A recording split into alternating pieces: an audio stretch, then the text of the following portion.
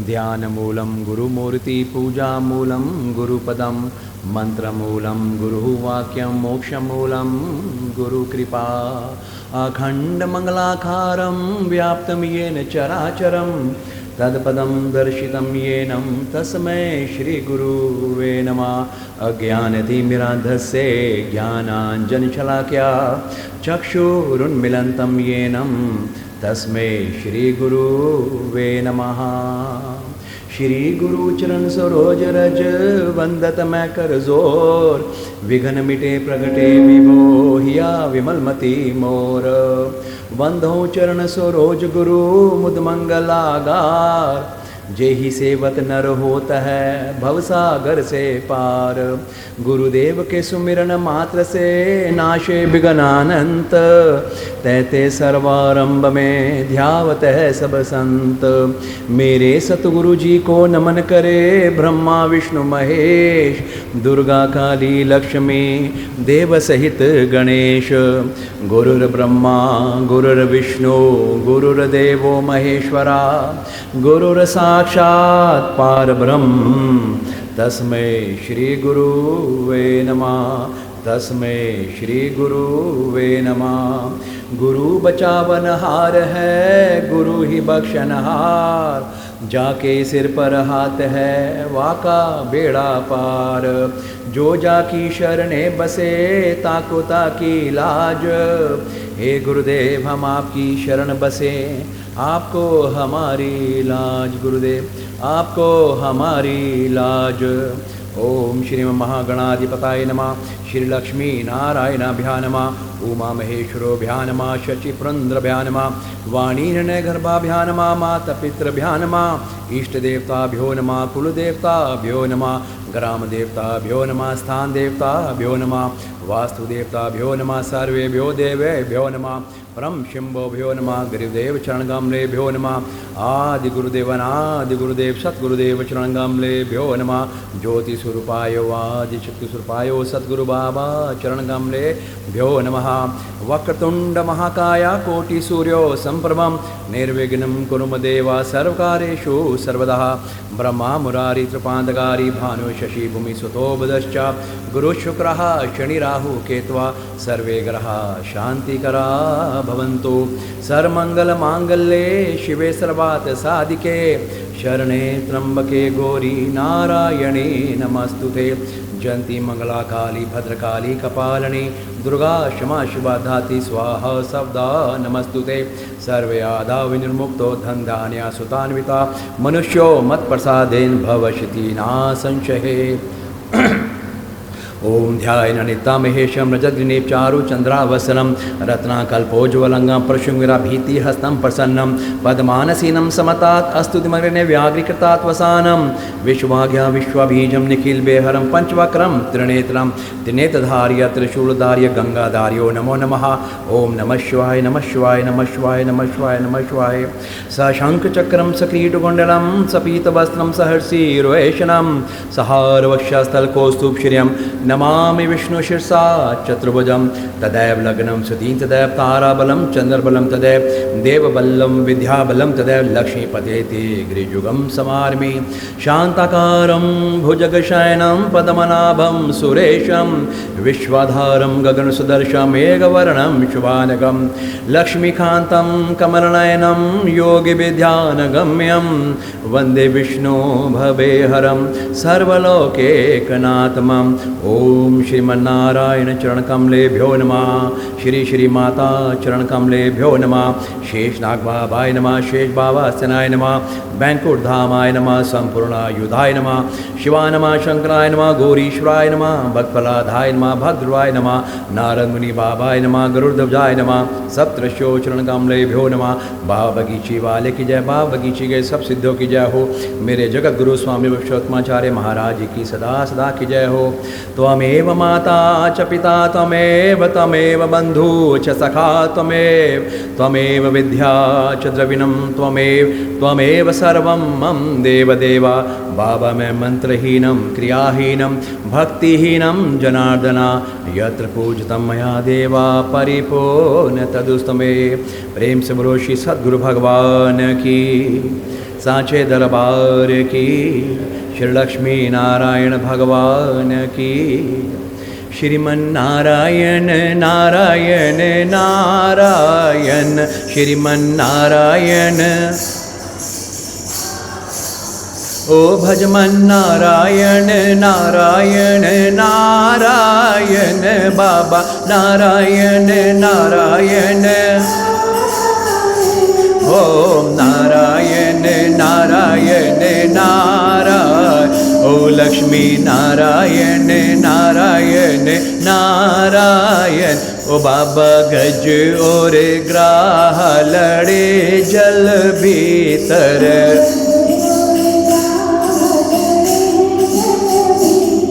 ओ लड़त लड़त गज हारायण बाबा।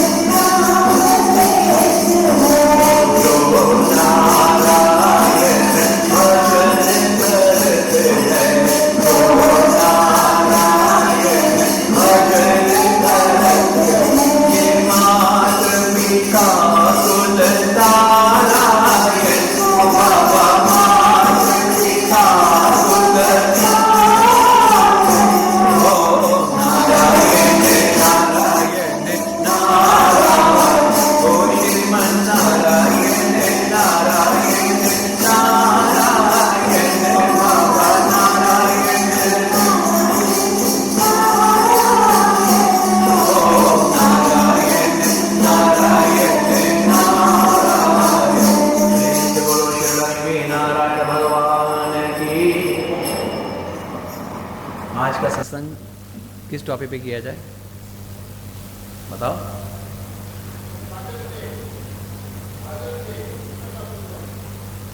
ये तो अंग्रेजों का बनाया हुआ है चलो इसी पे कर लेते हैं। दिन तो खैर फादर का एक दिन नहीं होता है। अभी हमने जो भजन गाया उसमें एक लास्ट लाइन आई थी, जो नारायण नाम लेता है माता पिता कुल तारायण, कि जो भी भगवान नारायण का नाम लेता है केवल वो खुद ही नहीं, उसके माता, उसके पिता और कुल मतलब जो भी आपके आगे के जो दादा परदादा जो आपके जो जा चुके हैं वो, और पीछे भी आने वाले 3 पीढ़ियां, वो भी कहता तर जाते हैं। कब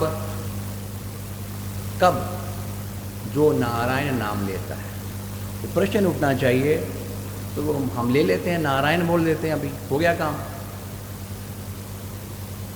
कौन सा नाम, वो कैसे जपे कि वो भगवान मुझ पे कृपा करे, मुझे भी तारे, मेरे परिवार को भी तारे, मेरे पूरे कुल को तारे। भगवान का नाम तो शायद हम सब लेते ही हैं, मगर वो इशारा क्या कर रहे हैं कि नाम को किस प्रकार से भजा जाए। सबसे पहले उठता है नाम कौन सा, वो नाम जो सक्रिय होता है। सक्रिय का मतलब जैसे आपकी माचिस के अंदर एक दिया सलाई होती है, उस पर जो आगे मसाला लगा होता है वो मसाला सक्रिय है, उसी के बाहर निकाल के जब आप रगड़ते हो तो आग निकलती है। अगर वो मसाला नहीं हो, वो केवल खाली तीली को रगड़ोगे तो आग आएगी क्या। ये ठीक उसी प्रकार से जब बिना गुरु से मंत्र लिए हुए, बिना गुरु की दीक्षा से, बिना गुरु के द्वारा मंत्र लिए हुए हम जो भी नाम को जपते हैं अपने अनुसार, जो भी हमारे संस्कार रहे हैं, वो ठीक उसी प्रकार का ही फर्क है। जब गुरु के द्वारा आपको मंत्र दिया जाता है तो गुरु उस मंत्र के अंदर वो मसाले वाला काम करता है। वो जो भगवान का नाम होता है वो जब जपते हो, वो जपने का मतलब ऐसे रगड़ना, वो जब नाम जपते हो तो वो अंदर ही अंदर उस नाम का प्रकाश भगवान की तरफ पहुंचता है।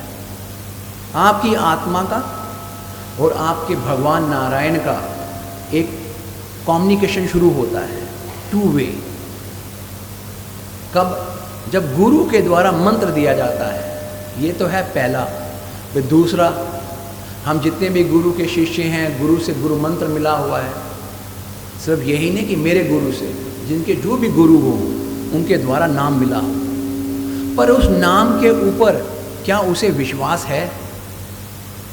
हमने नाम तो लिए पर नाम के ऊपर विश्वास नहीं है। उसमें ये शब्द आता है कि जो नारायण नाम लेता है, किस प्रकार से नाम लिया। जो आपने ये भजन गाया, ये भागवत के अंदर, इको कम करो, इको ये भागवत के अंदर कथा आती है गजेंद्र मोक्ष की, जो मैंने गाई कि गज और ग्राह लड़े जल भीतर, कि गज मतलब हाथी और ग्राह मतलब मगरमच्छ। कि एक बार ये हाथी, ये बहुत प्राचीन समय की बात है, कि एक बार ये हाथी और मगरमच्छ, हाथी गया था अपने परिवार के साथ, कहाँ पर, नदी में स्नान करने, पत्नी और बच्चों के द्वारा। हाथी का स्वभाव क्या होता है, जल क्रीड़ा करना, उसे आनंद आता है। वो जल में क्रीड़ा करता रहा, करते करते उसकी पत्नी और बच्चे वो तो जल से बाहर आ गए, मगर हाथी और भी जो है वो आनंद लेता रहा। किसमें, उस तालाब में, उस जल में। नीचे तालाब में मगरमच्छ था, मगरमच्छ ने हाथी का जो पैर था वो पकड़ कर उसको नीचे खींचना शुरू कर दिया। उस हाथी ने पुकारना शुरू किया अपनी पत्नी को। उसकी पत्नी बाहर थी तालाब के। अब वो सोचे मैं अंदर कैसे जाऊं, वो नहीं गई। बच्चों को पुकारा, बच्चे भी उसकी हेल्प नहीं कर पाए। वो दोनों का युद्ध, गज और ग्रह का युद्ध काफ़ी समय तक काफ़ी दिनों तक, आप समझ लो काफ़ी सालों तक चलता रहा। जब इतना समय चलता रहा तो उसकी पत्नी और उसके बच्चे भी उस हाथी को उसी दयनीय स्थिति में छोड़कर चले गए। जब हाथी ने देखा, वो गज ने देखा कि मेरी मदद करने वाला कोई नहीं रहा, उसने पूरा बल भी लगा लिया।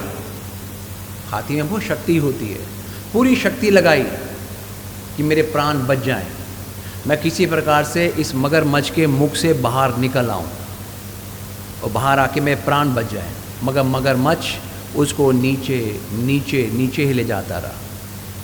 इतना नीचे ले गया कि तिल भर सूंड, कि उसकी सूंड का तिल भर इतना ऊपर रह गया। तब उस गजेंद्र ने, उस गजराज ने उस हरि का नाम पुकारा, नारायण का। जब पुकारने का मकसद क्या, जब उसको ये विश्वास हो गया कि मेरा अब कोई सहारा नहीं है, मेरी पत्नी, मेरे बच्चे मेरा सहारा नहीं रहे, मेरे खुद का बल मेरे काम नहीं आ रहा, मेरे खुद का ज्ञान मेरे काम नहीं आ रहा, मेरी जितनी भी शक्ति है मैंने लगा के देख ली, ये काम नहीं आ रहा। जब इंसान पूर्ण रूप से एकदम से हार गया, सब साधन जितने भी थे सब साधनों से हार गया, तब एकदम भीतर से, अपनी आत्मा से, अपनी बुद्धि से, अपने चित्त से वो नारायण को समर्पित हो गया। अंदर शब्द तो बाहर बाद में निकलते हैं, वो भावना अंदर से प्रकट होती है, आत्मा से।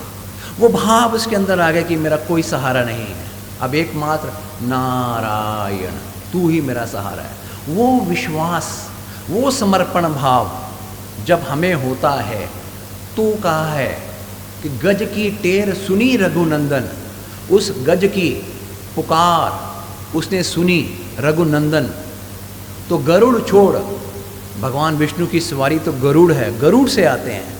कहते हैं जब गरुड़ सबसे तेज चलता है, हमारे मन से भी तेज गरुड़ की चाल है, इसलिए भगवान गरुड़ पे बैठते हैं। आपका मन जो पहुंचता है उससे भी तेज गरुड़ की रफ्तार है, तो भगवान ने गरुड़ को भी छोड़ दिया, क्योंकि उससे भी तेज रफ्तार, गरुड़ से भी तेज रफ्तार एक और है, वो है भाव। उसका भाव जैसे ही बना, नारा, इतना ही बोला, गज की टेर सुनी रघुनंदन, गरुड़ छोड़ पग धारायण। वो केवल नारा इतना ही बोल पाया, पूरा नारायण भी नहीं बोला। उसी वक्त भगवान वहीं मौजूद कि मेरे भक्त ने पुकारा है, तो चक्र सुदर्शन ग्रहा सिर काट्यो। वो सुदर्शन चक्र ने क्या किया, उस ग्रह का सिर काट दिया। गज के फंद छोड़ा नारायण, उस गज को बाहर निकाला। मेरा कहने का भाव क्या है कि भगवान हमें, हम सब भगवान भगवान भगवान को पुकार रहे हैं, पर वो हमें समझा रहे हैं गुरु कि बेटे भगवान मिलेगा कब तुझे को। पहला कंडीशन एक, तुझे ये विश्वास हो कि भगवान होता है। हम सब कहते हैं भगवान है, पर 99% लोगों को ये विश्वास नहीं कि भगवान वाकई होता है, क्योंकि उनको भगवान अनुभव नहीं होता, उनको ना दिखता है, ना उनको अनुभव होता है कि भगवान उनसे बात करता है। उनके अंदर वो स्फूर्ति नहीं होती है। जो भगवान के जितने नज़दीक होते हैं उनके अंदर एक नशा होता है, एक पागलपन आता है कि मेरा भगवान मुझे देखता है, सुनता है, उसे प्रेम करता है, रिझाता है। वो एक अलग अवस्था होती है। जब वो विश्वास हो कि मेरे भगवान हैं, गज ने इसलिए तो पुकारा कि वो भगवान कोई है, उसे विश्वास तो कहीं अंदर होगा ना कि नारायण कोई है जो मेरी रक्षा करेगा। हम में से किसी को ये विश्वास ऐसा नहीं होता।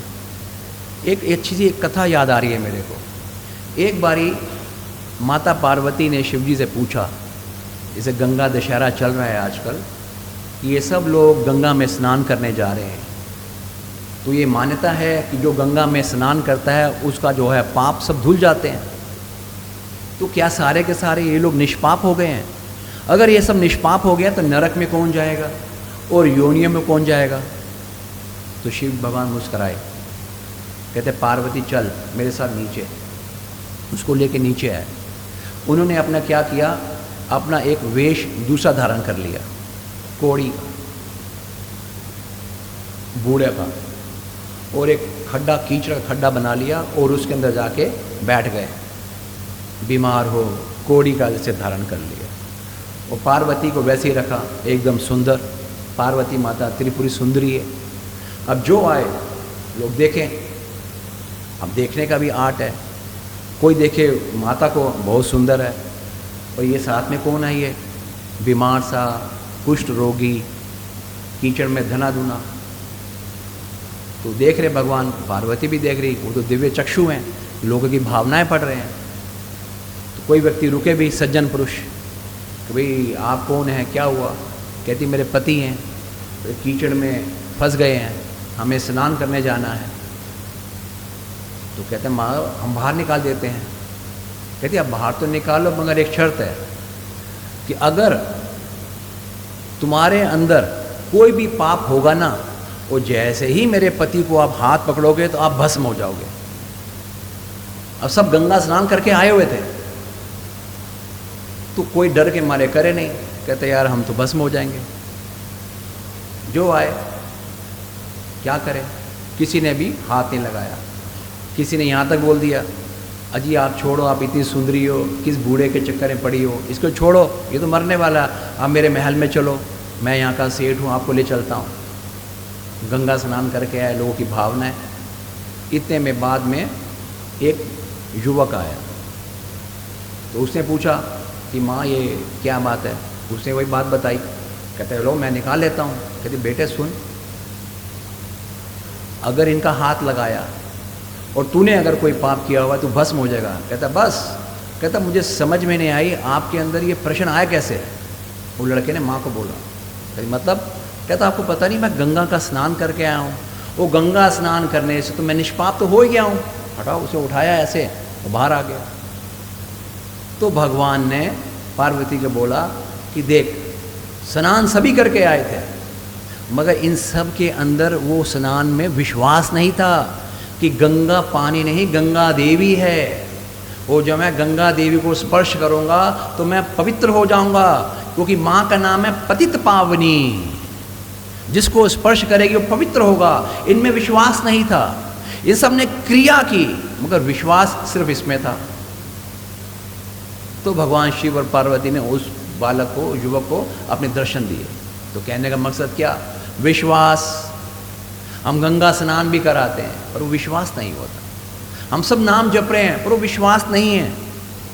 उस नाम के ऊपर विश्वास नहीं है, उस भगवान में विश्वास नहीं है। हम सब लोगों की गाड़ियां जिंदगी की यहाँ रुकी हुई है, वो विश्वास नहीं है।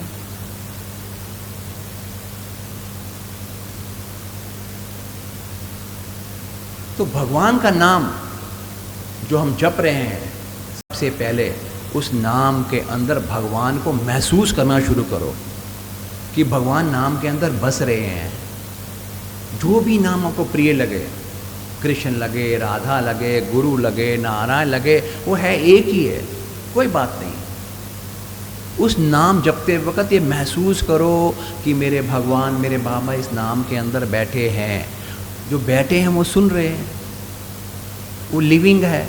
जैसे आप मुझे सुन रहे हो, आप पंखे की हवा को महसूस कर रहे हो, आप आंखों से देख रहे हो, ऐसे वो भगवान हमें सुन रहे हैं, देख रहे हैं, वो एक्टिव मोड में हैं। ये भाव हमें खुद ही बनाना चाहिए, और ये सत्य भी है। मैंने बोला कि भगवान गरुड़ से पहले कौन सी गाड़ी है? भाव की। भाव में भगवान पहले पहुंचता है, उसे नहीं पहुंचता। हम सब लोग, कोई ऐसे व्यक्ति नहीं है जिसे इस संसार में सुख या दुख नहीं है। हम सब कह रहे हैं हम दुखी हैं, सुखी हैं। उस दुख को मिटाने के लिए हम अपने तरीके से जो हैं पूजा पाठ किए जा रहे हैं, अपनी अपनी बुद्धि लगा रहे हैं, अपनी अपनी तरीके लगा रहे हैं। मगर ये दुख क्या होता क्या है? वो दुख कुछ समय के लिए परे जाता है, फिर सुख आ जाता है, फिर सुख जाता है, फिर दुख आ जाता है। ये दुख और सुख क्या है, एक परछाई की तरह हमारे साथ लगे हुए हैं। ऐसा कोई व्यक्ति नहीं जो अनुभव नहीं कर रहा लाइफ में। जिस प्रकार से परछाई कभी आगे दिखती है, कभी बड़ी, कभी छोटी, कभी पीछे दिखती है ना। कोई व्यक्ति ऐसा नहीं जिसकी परछाई ना हो। ठीक उसी प्रकार हमारे साथ ये दुख और सुख ठीक उसी प्रकार से लगे हुए हैं। क्यों? क्योंकि इन दुख और सुख को हमने अपना माना हुआ है कि मेरे हैं। जैसे शरीर मेरा है तो परछाई भी मेरी है, इसलिए परछाई मेरे साथ चलती है, उसे छाया पुरुष बोलते हैं। ठीक उसी प्रकार से हमारे कर्मों का लेखा जोखा, जो दुख और सुख है, वो 24 घंटे हमारे साथ चलता है। और हम क्या चाहते हैं, जैसे हम अपनी परछाई को अपने शरीर से परे नहीं कर सकते हैं क्या? ठीक उसी प्रकार से हम अपने शरीर से दुख और सुख को कभी भी दूर नहीं कर सकते। तो क्या करे इंसान, क्या करे? तरीका है। गुरुओं के पास विधि होती है, विधि। हमारे गुरु कहते हैं, बेटे जो हम सत्संग करते हैं तुम्हारे सामने, उसमें हम विधि बताते हैं। जैसे आप कहते हो ना, खाना बनाने की विधि, बेस्ट तरीका। गुरु लोग शास्त्रों का, अपने जीवन का, तपस्याओं का, जो वो दरबार देवता क्या है, शक्ति क्या है, कर्म कैसे काम कर रहे हैं, इसके ऊपर ग्रह कैसे काम कर रहे हैं, एक कहाँ भटक रहा है, कहाँ अटक रहा है, वो सब देख रहा होता है। तो वो तरीका बताता है, तरीका। तू क्या तरीका अपना, जिससे ये जो तुझे दुख और सुख चपेट मार रहे हैं, बार बार तू तप रहा है, उससे दूर हो। कहते हैं एक ही तरीका है, वो है शरण। अगर तुमने गुरु और भगवान की शरण ले रखी है, शरण, उसका आसरा, तो तुम्हें दुख नहीं होगा, पीड़ा होगी। आई रिपीट, दुख नहीं होगा, पीड़ा हो सकती है। पीड़ा और दुख में बहुत फर्क है। दुख को मिटने के लिए ही पीड़ाओं का प्रयोग किया जाता है। अगर आज आपको कहीं डॉक्टर के पास जाते हो, आप बहुत ही तकलीफ में होते हो, दुख में होते हो, तो डॉक्टर एक इंजेक्शन लगाता है। वो इंजेक्शन की पीड़ा हो सकती है उस रोग को मिटाने के लिए। तो गुरु हमें पीड़ा का एहसास देता है, दुख को दूर करने के लिए। मतलब जैसे एक औरत बच्चे को जन्म दे, वो 9 महीने बच्चे को पालती है, उसे क्या पीड़ा होती है वो उसे एहसास होता है। और जिस दिन उसकी डिलीवरी होती है उसको ज़्यादा पीड़ा होती है, मगर पीड़ा के वक़्त भी उसके अंदर वो खुशी रहती है। वो जैसे जन्म देती है वो पीड़ा को भूल जाती है, उसे के अंदर एक खुशी होती है, आनंद होता है।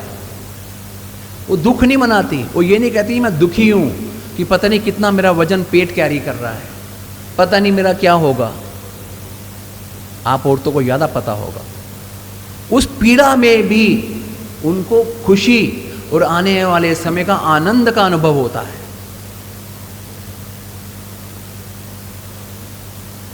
उनके मस्तिष्क में दुख नहीं होता। ठीक उसी प्रकार से जब आप गुरु की शरण पकड़ रहे हो, नारायण की शरण पकड़ रहे हो, तो ये दुख शब्द आपके साथ नहीं होगा, नहीं होगा, नहीं होगा।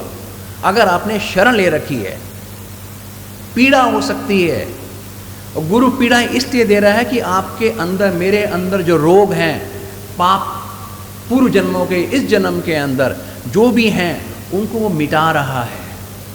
वो पीड़ाओं के रूप में हमारे साथ चल रहे हैं, पर दुख नहीं है, दुख नहीं है। दुख तो वो है जो गुरु की शरण में नहीं है, क्योंकि उसका बोझा वो खुद ढो रहे हैं। इतना ढो रहे हैं कि उनको खाना पीना, सोना, उठना, बैठना, उनका यश अपयश, बरकत, सब कुछ खत्म हो जाता है। वो दुखी होता है। उससे पूछो दुख क्या है? वो जो चाहे उसे मिलता भी नहीं है, मिल गया तो शांति नहीं मिलती। जो चीज़ बिना गुरु और भगवान की कृपा के बिना हमारे पास आती है, प्रारब्ध कर्मों का फल लेके भी, ये दुख और सुख तो 84 लाख योनियां भी भोग रही हैं। एक कुत्ता भी भोग रहा दुख और सुख को, आपने देखा है। एक कुत्ता दुख नहीं भोग रहा, सड़क पे आके एक ट्रक के नीचे आता है, और वही कुत्ता किसी के घर पे रहता हो, एयर कंडीशन में आज रह रहे हैं, कई कुत्ते एयर कंडीशन में सो रहे हैं, आज भी एयर कंडीशन में गाड़ी में घूम रहे हैं दोनों कुत्ते। इसका मतलब वो भी सुख भोग रहा है, वो भी दुख भोग रहा है। क्यों? क्योंकि उसके पूर्व जन्म के कर्मों का फल है। वो फल आपके मेरे साथ चिपके पड़े हैं। जब आप शरण में नहीं रहोगे, उसका फल हमें हमारा कुत्ते की तरह भोगना पड़ता है। जब आप शरण में रहोगे, है वो भी कुत्ता मगर सुख भोगेगा, पीड़ा मिलेगी, दर्द नहीं होगा। कब? जब शरण में रहेंगे। भगवान की शरण, गुरु की शरण इतना आसान नहीं है जितना आप समझते हो। हमारी सारी चतुराई को फेंकना पड़ता है। जो हम चतुर समझते हैं अपने आप को, भगवान के आगे, संतों के आगे नहीं मिलती है शरण। हम अपनी बुद्धि का बल लगाते हैं, अपनी कपट बुद्धि का बल लगाते हैं, अपने धोखा बुद्धि का बल लगाते हैं। जो सरस्वती को पैदा करने वाला है, जो गणेश को पैदा करने वाला है, बुद्धि के विधाता, उनको पैदा करने वाला हो, उनको हम धोखा दे सकते हैं, उनको हम छल सकते हैं, उनके आगे हम चालाकी दिखा सकते हैं। जो अन कन कन में समाया हो, उसे हम कुछ छुपा सकते हैं। जो प्राणों का नाथ हो, आपके शरीर के अंदर प्राणों के रूप में इस वक्त बैठा हो, उसे आप क्या छुपा सकते हो?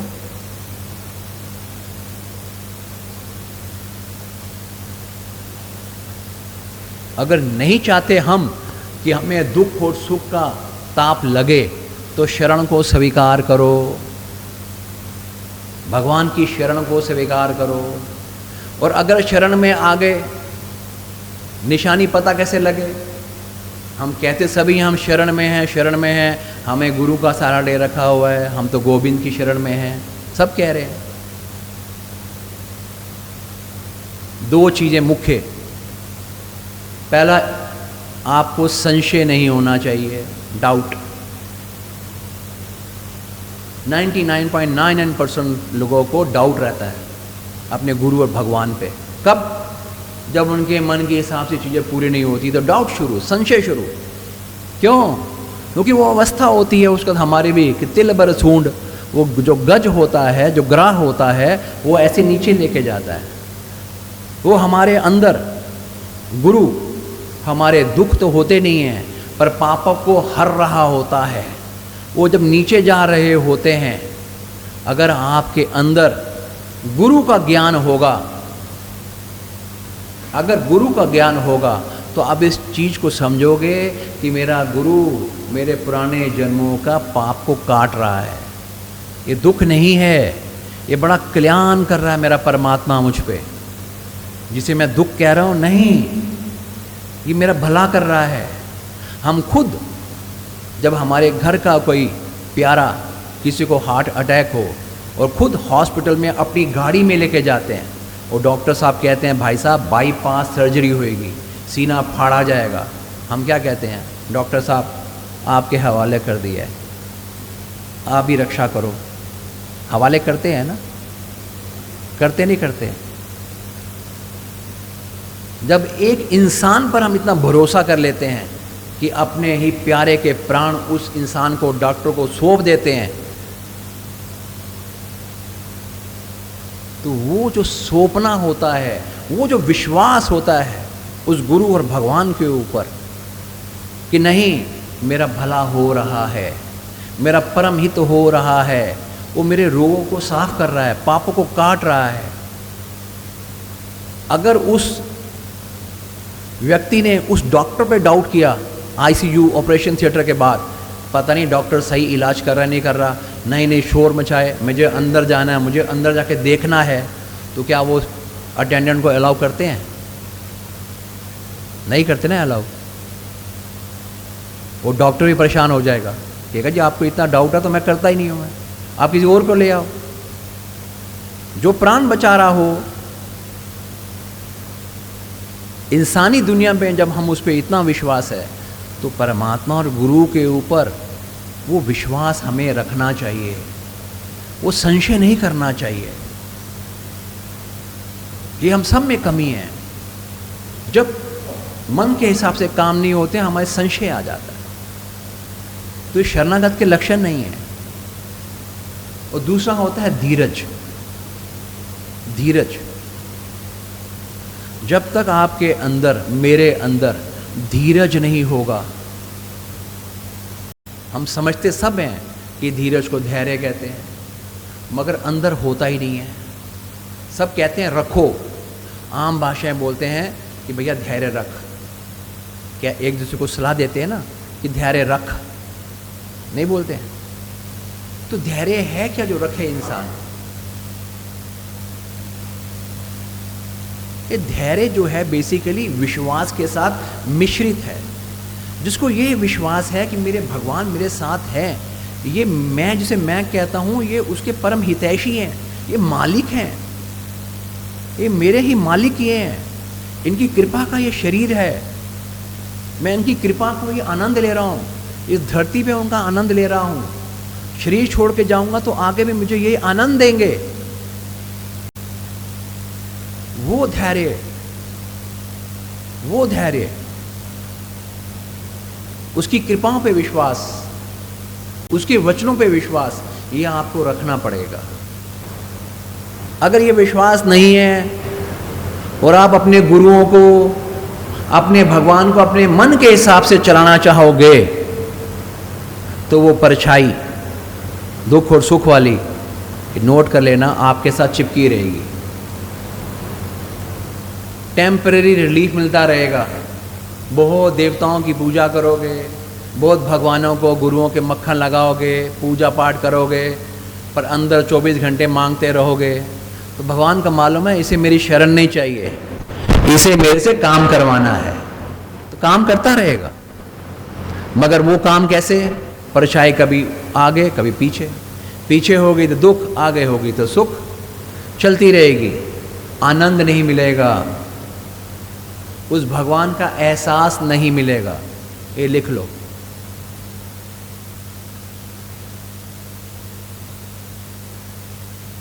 हम लोगों ने गुरुओं को बहुत ही साधारण समझा हुआ है। गुरुओं को छोड़ो, हमने अपने आप को भी बहुत साधारण समझा हुआ है। अजी हम लोगों ने अपनी वैल्यू भी नहीं लगा रखी कि हमारी वैल्यू क्या है। हमारी बुद्धि बंद है सबकी, जो ज्ञान वाली बुद्धि है। अगर आप यही सोच लो 2 मिनट के लिए कि 84 लाख योनियों के बाद आपको मानव जन्म मिला है, अगर इसको मान भी लो तो सोच के देखो आप 84 लाख कितनी होती हैं, कि वो सब भोगने के बाद मिला है आपको, तो आपको अपनी जन्म की वैल्यू होना चाहिए। हमारे गुरु तो साफ कहते हैं कि बेटे ये जो मानव जन्म है ये तो कबहू की करुणा कर नर देही, देत ईशु बिनु हेतु सुने ही। ये तो जब उस हरि को, उस नारायण को वो जब देखता है जीव को, जीव का मतलब कुत्ते में भी जीव है, मुझ में भी जीव है, पशु पक्षियों में भी जीव है, वो जीव देखता है सफ़र करता हुआ, तो उसे दया आती है। जब उसके अंदर दया आ जाती है तो वो कहता है इसे मानव बना दे। क्यों? क्योंकि मानव ही एक ऐसा योनि है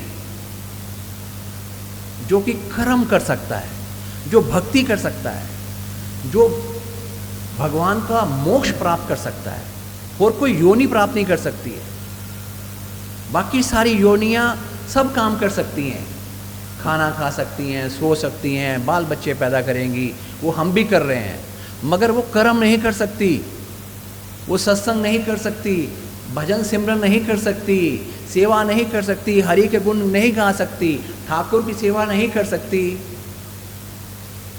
हमें अपने ही इस मानव योनि की वैल्यू नहीं मिला। हमारा शरीर रोज मर रहा है, रोज मरा जा रहा है शरीर। हम कर क्या रहे हैं? खाया पिया, बातें की, सो गए। हमारा ध्यान ही नहीं है। जब हमें अपने शरीर की वैल्यू नहीं मालूम तो संतों की वैल्यू कैसे पता चले?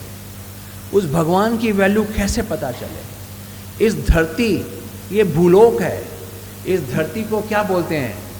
भूदेवी, भूदेवी कौन है? भगवान नारायण की ही पत्नी है, इसीलिए हमसे माता कहते हैं। हम इस लोक में हैं, हमें इस अर्थ की भी वैल्यू नहीं पता, हमें अपने शरीर की वैल्यू नहीं पता, हमने जन्म की वैल्यू नहीं पता, हमारे पास जो जो है उसकी वैल्यू नहीं पता। पूर्व जन्मों की भक्ति अनुसार हमें ऐसे संत मिले, हमें उसकी वैल्यू नहीं पता। उस संत मिलने के बाद उसने हमें भगवंत दे दिया है, हमें उसकी वैल्यू नहीं पता।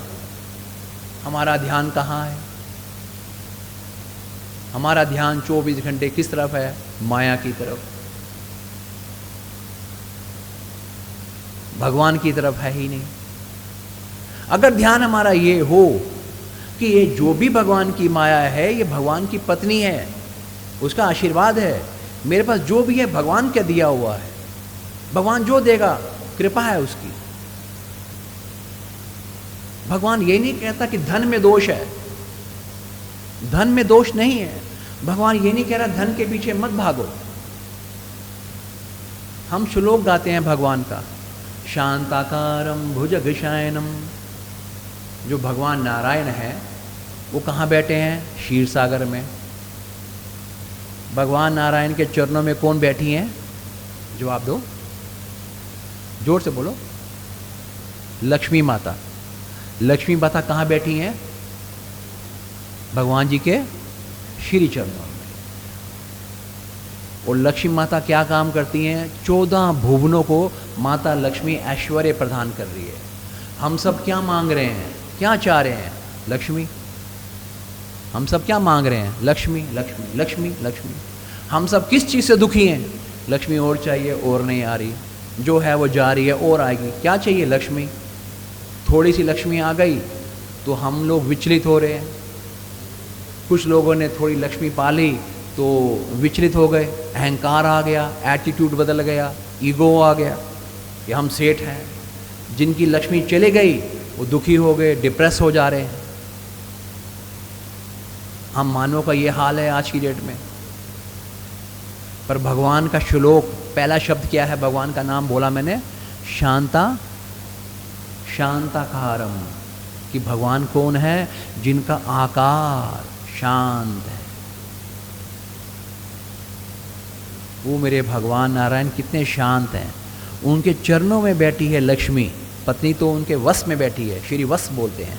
एक उदाहरण के लिए, वो भगवान नारायण, वो धन, वो लक्ष्मी जिसके हम मरे जा रहे हैं, वो उनके श्री चरणों में बैठी है। उसके बाद भी कहते हैं देख मैं शांत हूँ।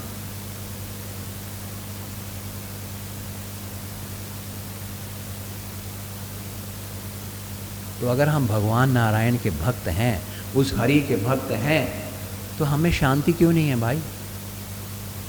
ये नहीं है कि हम लक्ष्मी को हमें वहाँ रखना है। मतलब ये है कि ये मनी जो हुआ है, ये जो धन है, माया है, let it not be on my head. I should not keep on thinking all the times about money, about wealth, about maya. अगर ये आ गई तो मेरा पतन शुरू। किस चीज का पतन? शांति का पतन। अगर वो मेरे चरणों में है, चरणों का मतलब सर में नहीं चढ़ी हुई, ये इच्छाएं, ये तृष्णाएं, ये माया, दिन रात जो मरे जा रहे हैं हम आशा तृष्णाओं में, अगर मेरे सर में मेरा गुरु है, ध्यान मूलम गुरु मूर्ति, अगर ध्यान मुझे मेरे गुरु का है, पूजा मूलम गुरु पदम, और गुरु के चरणों की पूजा कर रहा हूँ और मुख में सिमरन कर रहा हूँ, जो गुरु नानक साहब जी हमें समझा रहे हैं, तन मन धन गुरु अर्पण कीजिए। कि तन से मन से धन के गुरु की सेवा कर, रसना नाम हरि रस पीजे। अपनी जीभ से हरि का रस पी, नाम जप उसका, वह शरीर से सेवा कर। अगर हम शांति चाहते हैं तो गुरु तरीके बता रहा है, तरीके। और कोई किसी का प्रश्न हो पूछो।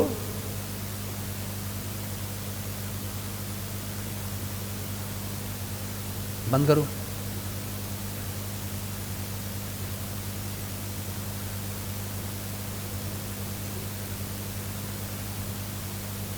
देखो, जब तक, एक बात बताऊं, मुझे भी अपने गुरु के चरणों में 40 साल हो गए, जो मैं सीख रहा हूं, जब तक हमारे अंदर, हमारे मन बुद्धि में सत्संग सुनने की जिज्ञासा नहीं होगी ना, तो आप समझ लेना आप भक्ति कभी नहीं कर सकते। बुरा मत मानना, जब तक ये निशानी बता रहा हूं, भक्ति वो शिखर है, भक्ति वो चोटी है हिमालय की, वो शिखर, वो चोटी है। माउंट एवरेस्ट बोलते हैं ना, 7,842 फीट की ऊंचाई, वो ऊंचाई पे है भक्ति, पर नीचे जो बेस है ना, बेस, वो है ज्ञान, वो है ज्ञान। बिना बेस के आप चोटी पे नहीं पहुंच सकते हो। हम जो अपने आप से मनमुखी कुछ भी कर लें, अजय मनमुखी तो राक्षस ने खूब भक्ति की, उनका नाश हो गया। मनमुखी तो रावण ने की, क्या हुआ? रावण ने क्या क्या नहीं कर लिया तपस्याओं से, खूब उसने ब्रह्मा की, शिव की, क्या क्या नहीं किया, सब जानते हो। हिरण्यकश्यप ने क्या क्या नहीं कर लिया, कंस ने क्या क्या नहीं किया, ये सब भक्त थे, भक्त थे।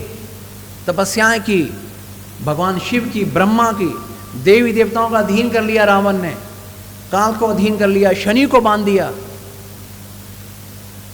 हुआ क्या? पतन, सर्वनाश। क्यों?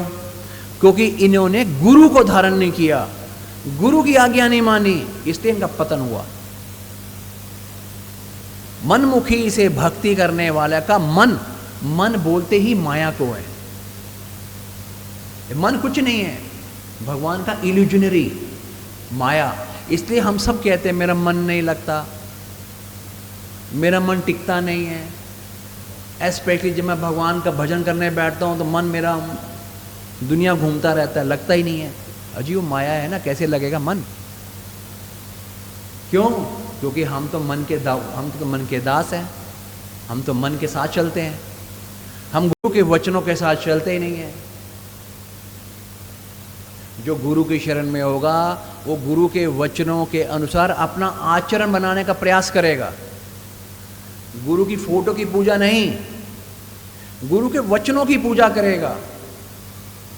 हम केवल यही कह रहे हैं मैंने गुरु धारण किया है। गुरु कोई वस्तु नहीं है, गुरु कोई माला नहीं जो मैंने धारण की है। गुरु परमात्मा है, परमात्मा को कौन धारण कर सकता है? उसके वचन को धारण करना है, वचन को अंगीकार करना है, वचनों पर चलना है। जब वचनों पे चलोगे तो हमारा आचरण बदलेगा। और गुरु को सबसे ज़्यादा प्रिय लगती है जब जीव का आचरण बदलता है। गुरु को ये पसंद नहीं है कि भले आप दिन में 10 घंटा पूजा कर रहे हो पर आपके अंदर दया ही नहीं है। कोई आपके द्वार में आ गया मांगने के लिए, भगा दिया। कोई मुसीबत में है, आपको दया नहीं आती है। किसी को आप क्षमा नहीं कर सकते हो। किसी की आप स्थिति परिस्थिति को बिना देखे हुए उसकी निंदा करना शुरू कर देते हो। किसी का भी मान सम्मान एक सेकंड में हम नीचे गिरा देते हैं। उसके अवगुणों को देख के समाज में ढिंढोरा पीटते हैं। भगवान के गुणगान गाने के लिए हमें शर्म आती है, भगवान के मंदिर जाने के लिए हम शर्म आती है, लज्जा आती है। वो गुरु को पसंद नहीं है। वो बेस बता रहा हूं, बेस। हम सोचें फोटो में गुरु जी को मैं पूजा कर रहा हूं, शिव जी की पूजा कर रहा हूं, कहते हैं आचरण बदला नहीं बदला। वो तो रावण भी कर रहा था, बहुत कंस भी कर रहा था, शिशुपाल कर रहा था, किसने नहीं किया? आचरण। तू मानव है, मानव वाला आचरण आया नहीं आया? किसी दुखी को देखकर उसका दुख दूर करने का प्रयास किया या नहीं किया? तो ये बता। या पशु की तरह केवल अपने लिए सोचता है, मैं खाऊं, मैं संग्रह करूं, मैं तू तो पशु है। ज्ञानी उसे बोलते हैं जो गुरु का शिष्य हो। शिष्य भी वो जो गुरु के वचनों का उपासक हो, जो गुरु के वचनों को सुनता हो, अच्छी प्रकार से समझने का प्रयास करता हो, R&D करता हो, वो ये बात को समझेगा। क्योंकि उसे fundamental principle of universe, principle of परमात्मा, प्रिंसिपल फॉर कि ये मृत्यु हो रही है तो क्या हो रहा है, ये मृत्यु के वक्त वो पीड़ा भोग रहा है, इसका मतलब क्या है, वो उन चीज़ों को समझेगा। हर जीव की गति अलग अलग से है। जो जीव, हम भी एक दिन समय शरीर छोड़ के जाएंगे, अगर मैं जीवन भर इस बात का अभ्यास करता रहा कि मैं तो गुरु का अंश हूँ, गुरु ही मेरे तन मन प्राणों वचनों के मालिक हैं, मेरे कर्मों के दाता हैं, यही मुझे मुक्ति देने वाला दाता है, यही मुझे सानिध्य मोक्ष देगा, सायुज मोक्ष देगा, अपने पास रखेगा, जो करेगा भला करेगा, मैं उसका हूँ, ये मेरे मस्तिष्क में चलता रहता है और मुख में भगवान का नाम चलता रहता है।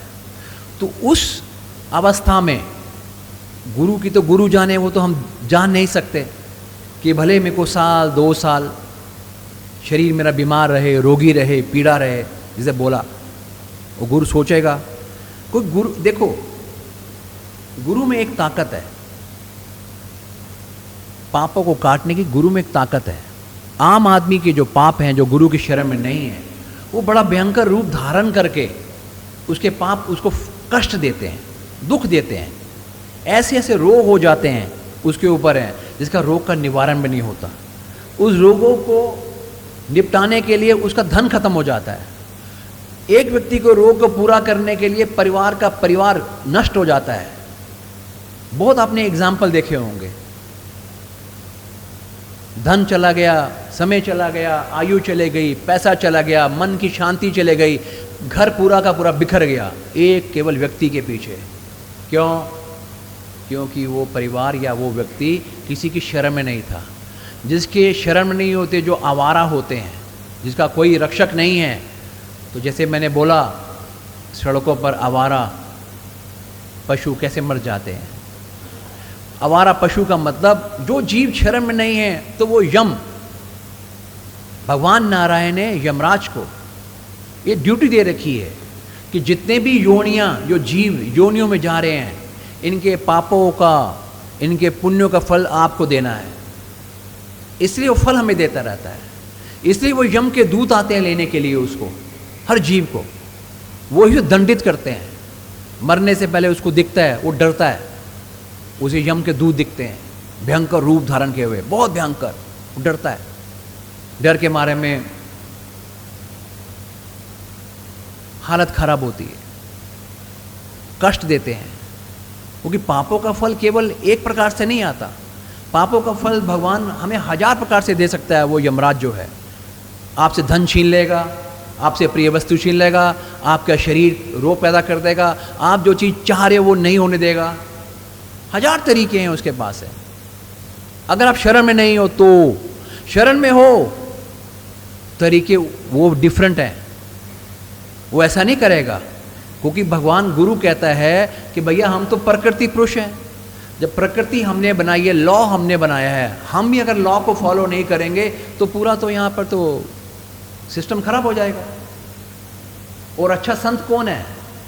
अच्छा संत मतलब जैसे सुप्रीम कोर्ट का अच्छा कोई सॉलिसिटर हो, वो जाके सुप्रीम कोर्ट के जज के आगे बहस करके केस जीत जाता है। ऐसे अच्छे संत जो होते हैं, ये परमात्मा की अदालत में इनकी वो विधि होती है हमारे लिए उस केस को कैसे करना का है। वो हमें दुख देंगे, हमें अभाव महसूस नहीं होगा। आज मैं चाहूँगा कि मेरे पास 5 करोड़ आए, नहीं आएगा, पर मुझे अंदर वो अभाव नहीं होगा। मेरे पास अगर 20-50 लाख भी होगा, मैं उसमें खुश रहूँगा, शांति रहेगी। भले 4.5 करोड़ नहीं आ रहा, पर दुख नहीं रहेगा। शरीर में रोग बहुत प्रकार के आ जाएंगे, पर वो रोता नहीं रहूँगा सारा दिन रोग को लेके, हाय मर गया जी, हाय क्या होगा जी, वो नहीं होगा। वो एक और रोग दे देगा मेरे को और आ जाएगा। क्यों? क्योंकि गुरु बाबा को मालूम है कि मैं जो इसे देना चाह रहा हूँ, इसके फंद, ये जो फंद है पापों के, काट रहा हूँ। तरीके 1000 हैं। वो जिसको आप बोलते हो ना सूली का शूल कैसे करना है, वो सूली का शूल, वो तलवार की जगह सुई चुभेगा।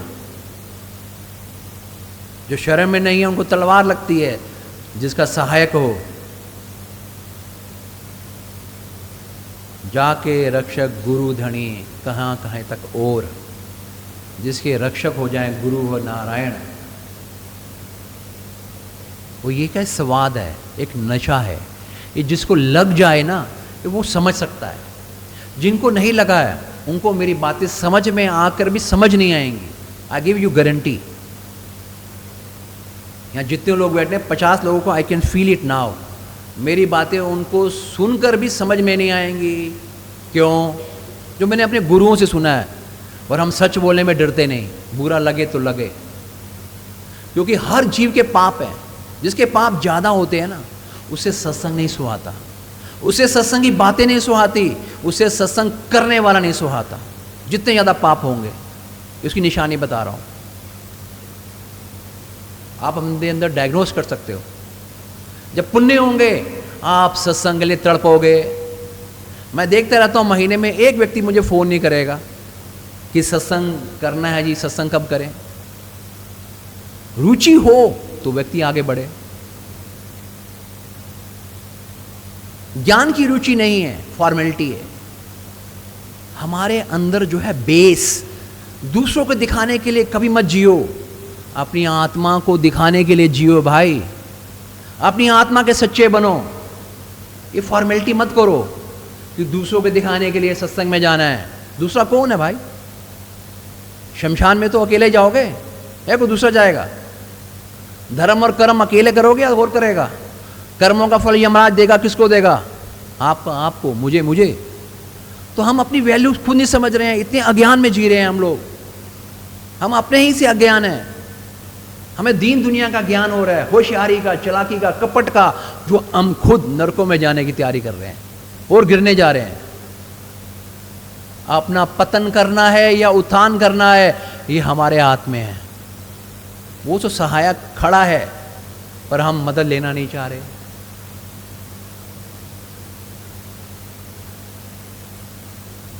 तभी कहा गीता में अंता मति सा गति, एक गीता के शब्द है कि अंत में जैसी मति होगी वही गति होगी। हम मनुष्य समझते हैं होशियार कि जब मैं मरने वाला होऊंगा ना तब मैं गीता का पाठ सुन लूंगा। भले घर वाले उसके गीता का पाठ सुना दें, भले प्राण ना निकले उसके, मगर प्राण आपको दिखने के लिए नहीं दिख रहे। मगर जो प्राणों की शक्ति होती है, प्राण एक सेकंड में नहीं जाते भाई साहब। पहले प्राण जाते हैं पैरों से, जो प्राण शक्ति है उसके पैरों से निकलती है। उसके पैर चलना बंद, ऊपर से प्राण चले गए, आपके पेट से चलेगी शक्ति बाहर, सूंघने की शक्ति चली जाएगी, धीरे देखने की शक्ति जाएगी, सुनने की शक्ति चली जाएगी। आप बोलोगे वो बता नहीं पाएगा मैं सुन नहीं पा रहा हूं। समझने की शक्ति चली जाएगी उसकी, शब्दों को सुन के समझ के ग्रहण करने की शक्ति चली जाएगी उसकी। तो कौन सा गीता का पाठ सुन लेगा? वो तो हम अपना दिखा रहे हैं उसके आगे। अगर शक्तिपति, वो शक्तिपति साथ में है उसके, तो बेड़ा पार। और अगर हम सोचें चालाक, अंत में कह दूंगा राम राम जी तो निकल लूंगा ऊपर। राम राम तभी निकलेगा जब मेरे अंदर शक्ति सक्रिय होगी।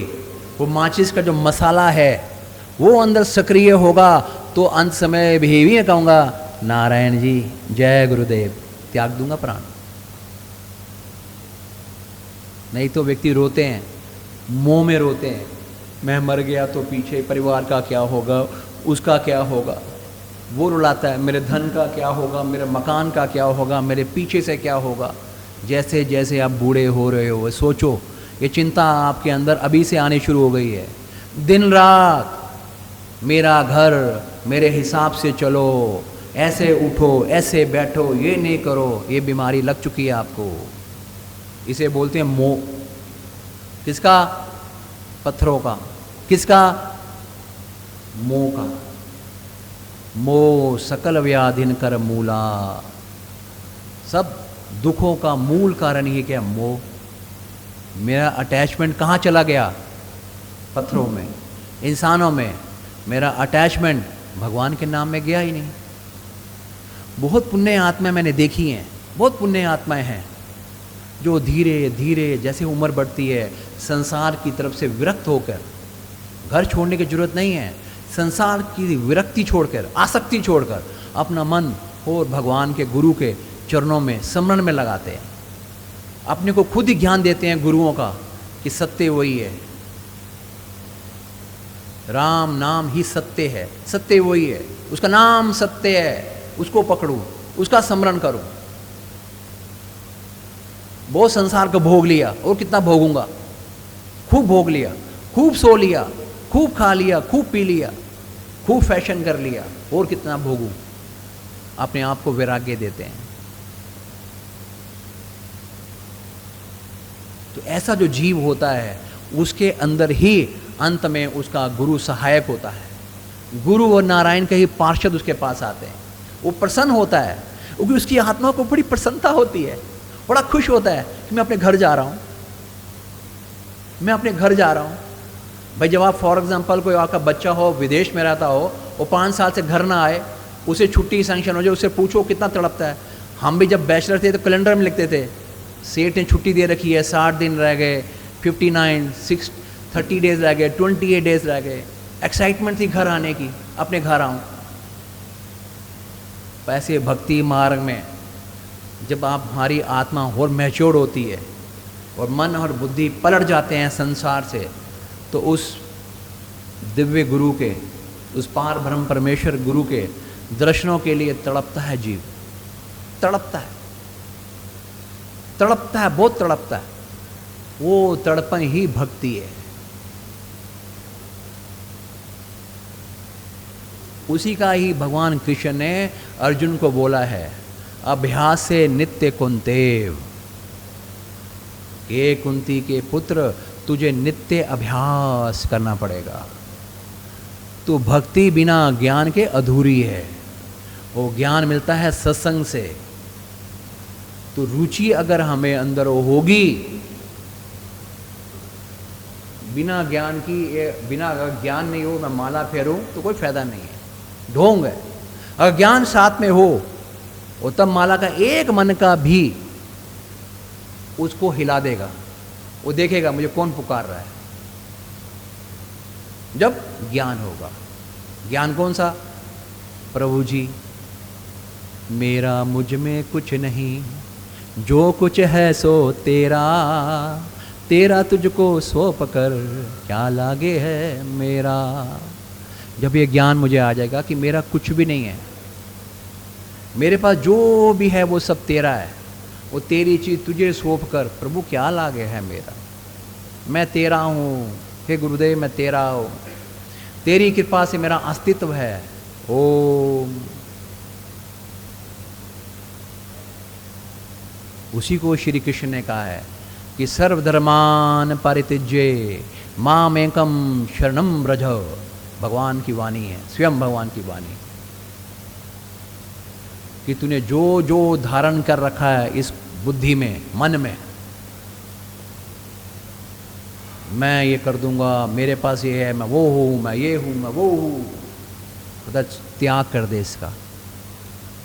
एकमात्र मेरा सहारा ले, मेरा एकमात्र मेरा, वो कंडीशन दे रहा साथ में, एक कंडीशन है, माँ मेंकम, ये भगवान की कंडीशन है। और भगवान के वचन को कभी कोई क्रॉस नहीं कर सकता।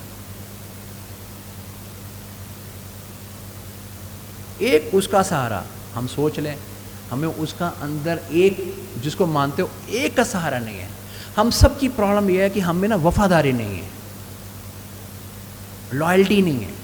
आज कोई भी है, आज 20 साल हनुमान को मानेगा, छोड़ देगा, फिर दुर्गा के पीछे पड़ेगा, फिर काली के पीछे पड़ेगा, फिर शिव जी के पीछे पड़ता है, फिर उस संत को पकड़ेगा, फिर उस पीर को पकड़ता है, उसको छोड़ता है। वफादारी एक की नहीं है, वो आचरण में नहीं है, वो लॉयल्टी नहीं है, वो कमिटमेंट नहीं है, एक से वफादारी नहीं है।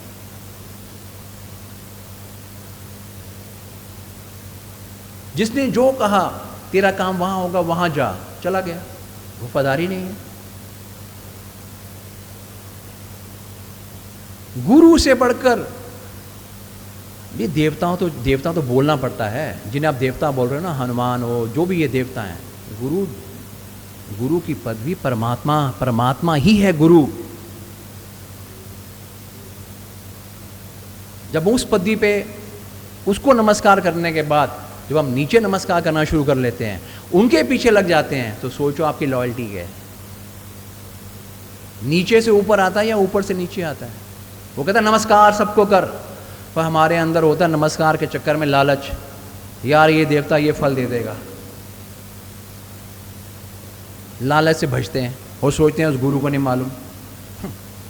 अजी आप सोचते बाद में हो, उसको वो पता होता है। मैंने तो गुरु को देखा है ना, आप गुरु, मेरे गुरु की गद्दी में आते थे लोग, आपके बैठने से पहले मेरे गुरु की कलम लिखी होती थी कि ये व्यक्ति आया है, ये पूछेगा, घर से इतने प्रश्न पूछ के आया था, यहाँ फिर ये सोचा मेरे बारे में क्या सोच रहा था, मेरे बारे में यहाँ तक सोच रहा था कि ये ढोंगी है, ऐसा कोई नहीं जो बता सकता है, यहाँ तक बोलते थे।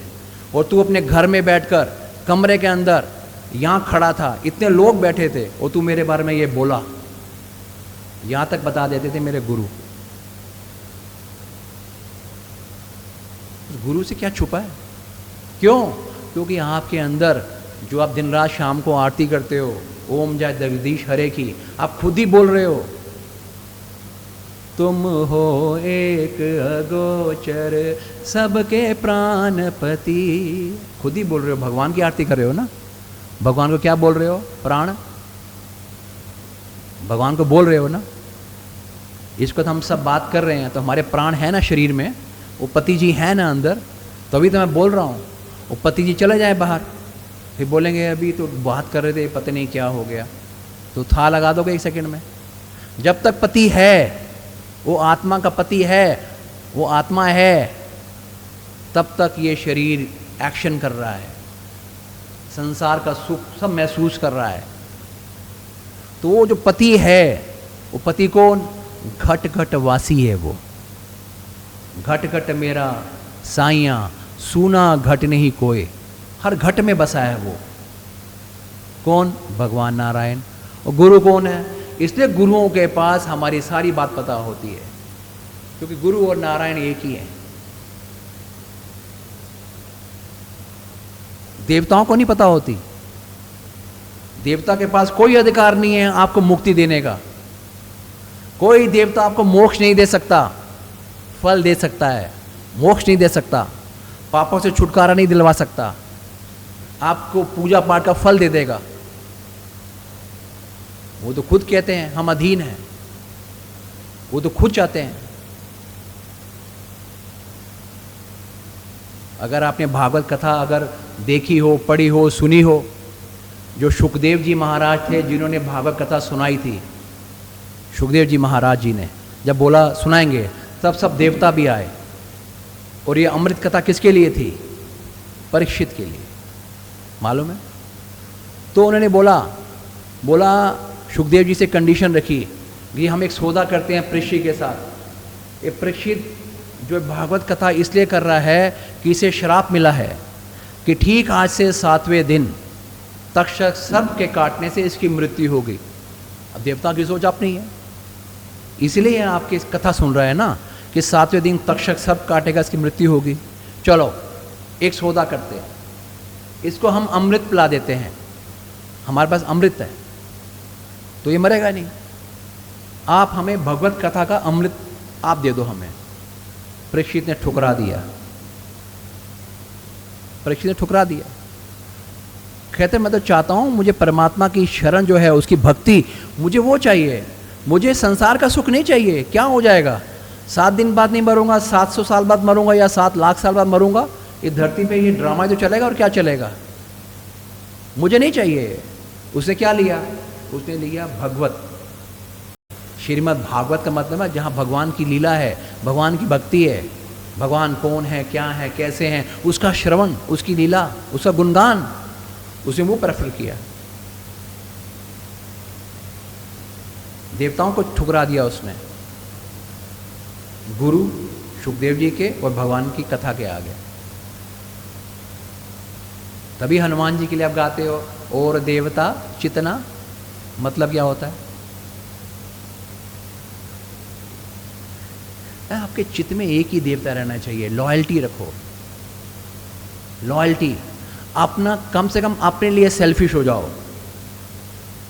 अपनी वैल्यू को समझो कि बार बार ये शरीर नहीं मिलेगा, हमारे हाथ में नहीं है। कोई पूर्वज देखा है आपने जो आपका गया हो, उसने वापस आके बताया हो मैं आ गया हूँ, मैं तेरे घर पे वापस आ गया हूँ, कोई बोलता है आपको आके? हम केवल आंसू बहाते रहते हैं बस। साल में एक बार पंडित को खिलाया, हो गई छुट्टी। यही तो हमारे साथ होने वाला है। क्या हो जाएगा एक्स्ट्रा? सत्संग बहुत अच्छी, सत्संग वो चीज़ है जो ये छोटी छोटी जो अज्ञान में फंसे हैं ना हम लोग, और अच्छे कर्म नहीं कर पा रहे हैं, शुभ कर्म नहीं कर पा रहे हैं, सत्संग बुद्धि में प्रकाश करता है। कर्म अब भी वही करोगे, अगर सत्संग बैठ जाए तो कर्म आपके शुद्ध होगा, उसका फल बहुत बड़ा होगा, भाषा बदल जाएगी। उस कर्मों के फल को आप अपने गुरु को, इष्ट को, जिसको मानते हो उसके चरणों में समर्पित करना सीख जाओगे। आपके अंदर रोना बंद हो जाएगा जब समर्पित करोगे तो। अगर समर्पित करोगे तो रोना बंद हो जाएगा। बोलोगे मेरा कुछ है ही नहीं, मेरा कुछ, मुझ में कुछ नहीं है। बाबा आपका था, आपको सौंप दिया, आप जाना पर काम जाने। भाषा बदल जाएगी, नहीं तो अपना ही कर्ता बनकर दुखी होते रहेंगे, होते रहेंगे, होते रहेंगे। मन के हिसाब से सुख आ गया तो गर्व फील करते रहेंगे।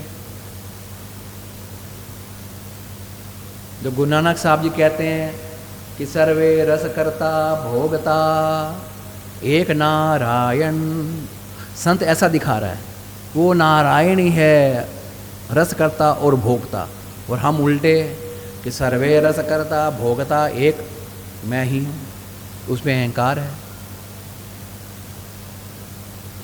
भगवान इसलिए कह रहा है गीता में निष्काम कर्म योग, ऐसे ही कहता है ना कर्म योग में। कौन से कर्म करने को बोल रहा है, सकाम या निष्काम? निष्काम। ये नहीं कह रहा कर्म ना कर, कहता कर्म बिना तो तू रह ही नहीं सकता, कर्म तो करना पड़ेगा। कह रहा निष्काम मतलब कर्म तो 200% कर, मगर कामनाओं को त्याग, उसमें फल को त्याग, फल को मेरे पे छोड़ और परिश्रम 200% कर डाल। हम क्या कर रहे हैं, फल 200 नहीं 2000% फल पहले सोच रहे हैं और परिश्रम 10% कर रहे हैं, और फल अपने हाथ में रख रहे हैं मन के हिसाब से। वो हो गया तो अपने आप को इंटेलिजेंट समझते हैं। हमारी भाषा ही उल्टी है। अब वो इशारा क्या कर रहा है कि भाई मैं समझदार हूँ, मैं भगवान हूँ, मैंने दुनिया बनाई है, लक्ष्मी मेरे यहाँ रहती है, मैंने देवी देवता बनाए हैं, ये सब मेरे अधीन है, मेरी शरण में है, तू मुझ पे छोड़। तो हमारे काम, हमारी सोच सब शास्त्र के विरुद्ध चल रही है। इसीलिए हमारे अंदर अशांति है। केवल गुरु ही ऐसा है जो विधि बताता है, तरीके बताता है। गुरु को पता है कि आप शास्त्र नहीं पढ़ सकते, आपको वेद के नाम नहीं मालूम, आपको उपनिषद देखे नहीं हैं, आपको पुराण देखे नहीं हैं, आपको पूरी रामायण, गुरु ग्रंथ साहब में कितने हैं श्लोक वो ही नहीं पता होंगे, गुरु नानक जी का तत्वज्ञान क्या वो ही नहीं पता, कहाँ तक शास्त्र में क्या धर्म है उसको समझ नहीं सकते, पढ़ नहीं सकते। तो गुरुओं के पास विधि होती है, गुरु उसका सार बताता है, वो भी हम नहीं जा सकते, नहीं कर सकते। वो भी हम सुनने के लिए सत्संग में नहीं आ सकते, नहीं जा सकते। तो सोचो, अपने अंदर एनालिसिस करके इंट्रोस्पेक्शन करो कि हम किस दिशा में जा रहे हैं। जय गुरुदेव। मन हो जा दीवाना रे, ओ मन हो जा दीवाना रे, गुरु जी के चरणों में मन हो जा।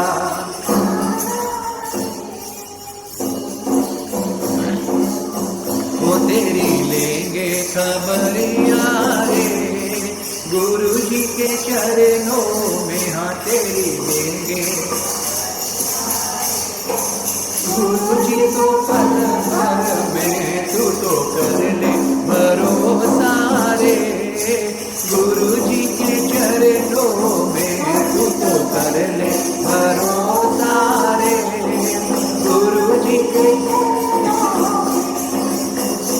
हरे रामा हरे रामा, रामा रामा हरे हरे, हरे रामा हरे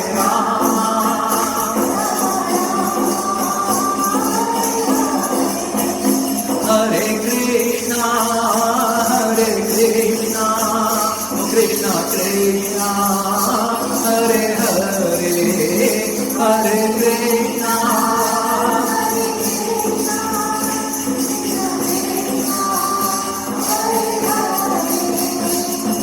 Shri Krishna Govinda Hare Murari, He Nath Narayan Vasudeva.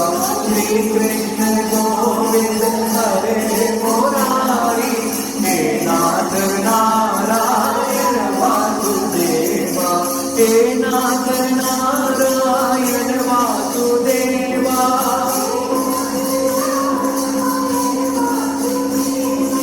He Nath Narayan Vasudeva.